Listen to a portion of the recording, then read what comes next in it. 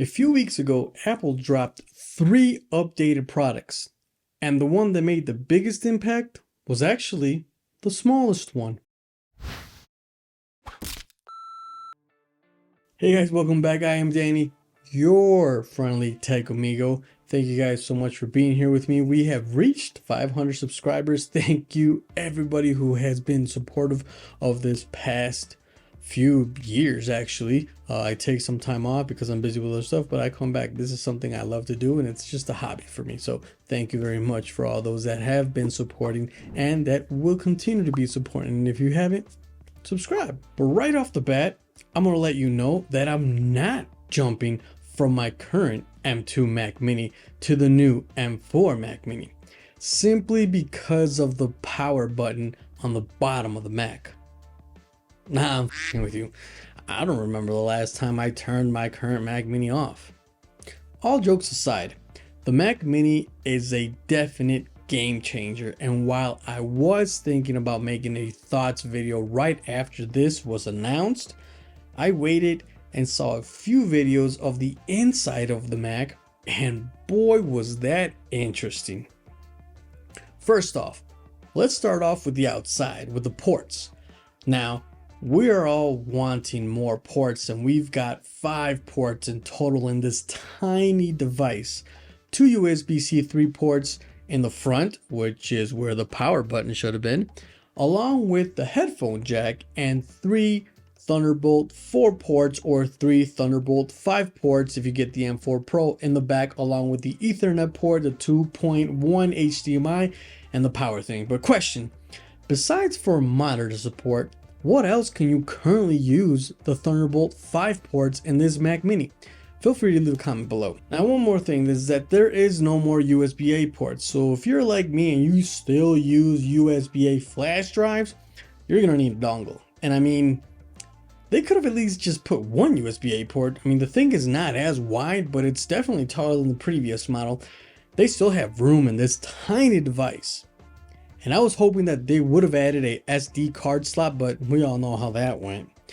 And the reason why I was hoping for the SD card slot is because of the power that this thing is packing, even from the base model.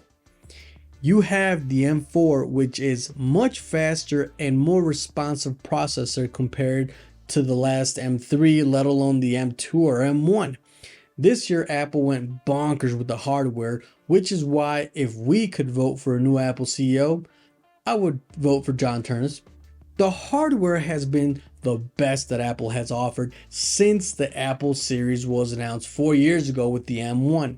That's a completely different video that I will be discussing later on, so make sure you subscribe and hit the bell so you don't miss that up-and-coming video. Now, from watching Quinn from Snazzy Labs and DOS Dude 1 tear this Mac Mini apart, I was even more impressed with the overall design.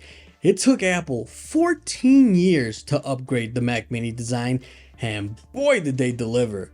From the power supply to the motherboard to the hard to but able to upgrade SSD storage without having to pay Apple loads of money, this Mac Mini certainly is a beast for the price point of $599 US or 14,499 pesos here in Mexico. This is a monster deal. You can play games, edit videos, do some programming.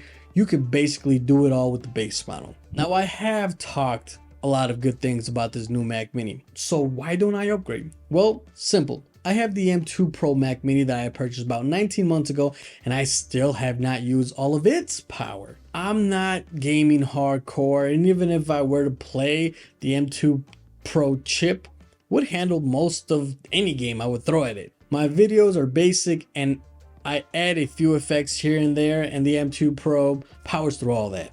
My front end programming is at a beginner's level, and I have 4 Thunderbolt 4 ports plus 2 USB-A ports, and that's one more port than the M4. Not to mention, I have a Satechi,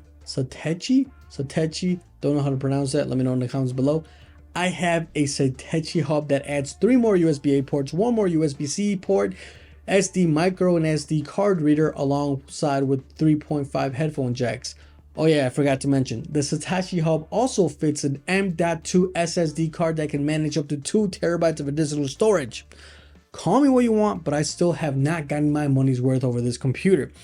If you're still on the Intel Mac Mini, then yeah, probably a good reason for you to upgrade. As for me, my cheap ass will keep with the M2 Pro Mac Mini with my Satechi hub for maybe another 2 to 3 years.